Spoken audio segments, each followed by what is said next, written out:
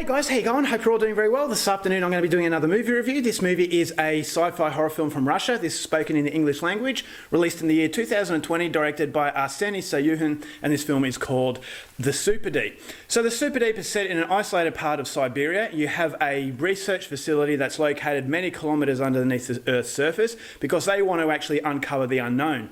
So unfortunately, all contact has been lost with those above the surface, with the government especially. So the government are actually quite worried about this because they believe that something has happened to these scientists and it's something linked to a bacterial fungus.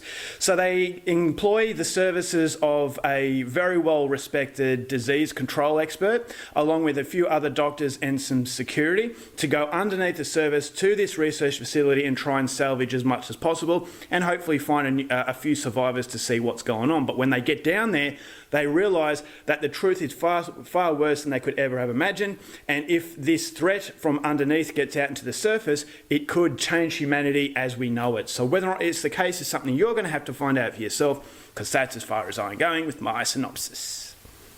Now my thoughts on The Super Deep. Russian cinema, I don't know what it is recently, but they really have a very strong forward momentum as far as churning out really impressive experiences. Now, they have made really good movies in the past, but they have been very sporadic and they're few and far between. But recently, they've just a lot more consistency, and they're really putting their hand up as far as gaining attention in the worldwide audience. And so that's something that I'm really happy with, because they certainly know what it takes to actually create an experience. But horror films aren't necessarily their forte, but whenever a horror film comes along, I definitely want to see it. So when I saw that The Super Deep was on Shudder, I thought I'd definitely have to check this one out. I had a few hesitations based on the fact that this is actually spoken in English, which ultimately does become a problem, which I'll explain a little bit further on. But pushing that aside, I was still excited and I was hoping that this film would actually be worthwhile. And I will say that the film is definitely worthwhile. It's not a great film, but it's definitely a good way to spend 2 hours of your life. It's not the worst film, but it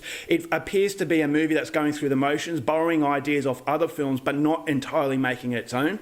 Again, that's something I'll go into a little bit later, but what I liked about this movie, it does emulate the world that John Carpenter's The Thing and Ridley Scott's Alien created, in actually carving out a world of the unknown.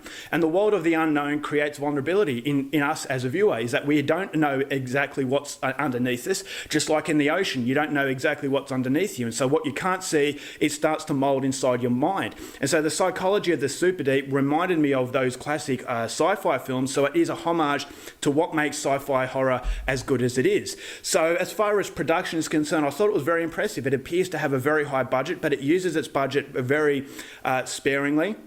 So it's not trying to hit you with extravagant visuals. What it's doing, it's saving its money to actually make the impactful scenes even more impactful. And so I thought it was very smart. A lot of these Hollywood films just splash special effects, and that's supposed to distract you from the fact it's very empty. But this movie is definitely a psychological battleground. That the first 3/4 of this movie, you don't actually see the threat. And I thought that really played on the suspense, is that you're, as I said, you're moulding a character inside your mind and you're bracing for impact, but you don't know exactly what you're up against. And so when you don't know your enemy, ultimately you don't have control. And when you lose control, it does become very disorientating. And I really like the claustrophobic atmosphere that the director creates inside this research facility. Help is very, very far away, so they can't exactly just scream out and help will be on its way. And because you don't know the enemy, are their weapons going to be enough? So they're basically lambs to the slaughter. It's every man for himself, and you're not quite sure how these characters are going to get out of here.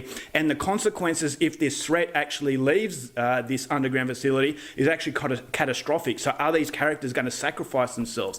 So it's basically humanity put under extreme circumstances, and for the majority, I really liked that. But what I really liked about the film also was the fact that the threat looked absolutely fantastic. The threat was grotesque. The threat was very intimidating. It actually reminded me of some of the scenes in the excellent recent sci-fi horror film called The Void.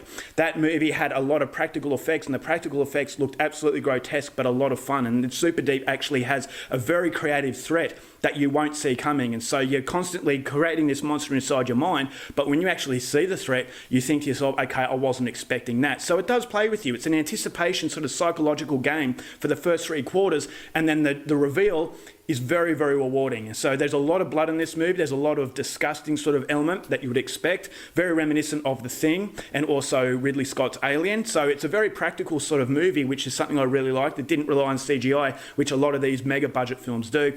And so the runtime I thought was fantastic. It never got boring. So it really does use its story in a way that I thought was executed in a satisfactory level. But unfortunately, although the actual experience was fairly decent, it's an experience that you have on a personal level as opposed to actually gravitating to these characters. And the reason why this is a problem is because it's actually spoken in English. Now, I don't know whether or not this is actually spoken in Russian language originally, and they've just decided to dub over some of the voices, but some of the voices seem authentic and some of the voices seem dubbed over. So it does become very distracting, and that disjoints you from the connection and the relationships that you have with these people. And I thought the movie would have been a lot better to have it in its native language, because then you could actually created a connection with these people, and it gives you even more fear factor. But the movie is definitely you're experiencing it for yourself. What would you do in a similar circumstance? And I definitely think as though the movie really lacked that personal connection because of the fact something felt off, and the off element was definitely the feeling that this was actually dubbed. And so I don't know whether or not that was done for the sake of appealing to a wide audience, but that is ultimately its downfall, because it really needed to be in the Russian language. And people really need to stop being lazy and not read subtitles, because you really miss out on a lot of the connection and the emotional response you have with these people. I thought some of the relationships didn't work as well, and I didn't really fear for them. So that was ultimately the biggest problem. And the other problem is that it does borrow from a lot of other films, and it reminds you of other films, but it doesn't really have a soul of its own. But that's only a minuscule problem. It's not trying to be an Oscar-worthy film. It's not, and not every film has to be incredibly creative, but it does execute what it does very well. And so I thought as though it definitely needs to be seen. If you are a fan of sci-fi horror films, definitely check it out. It's not a great film, but it's certainly above satisfactory, and therefore I am going to recommend it. So overall, for the Super D, going to give this one 3.5 stars. Go out there and see it. All right, guys, that's it for my review. Hope you enjoyed it. Till next time, keep watching movies, and I'll see you later.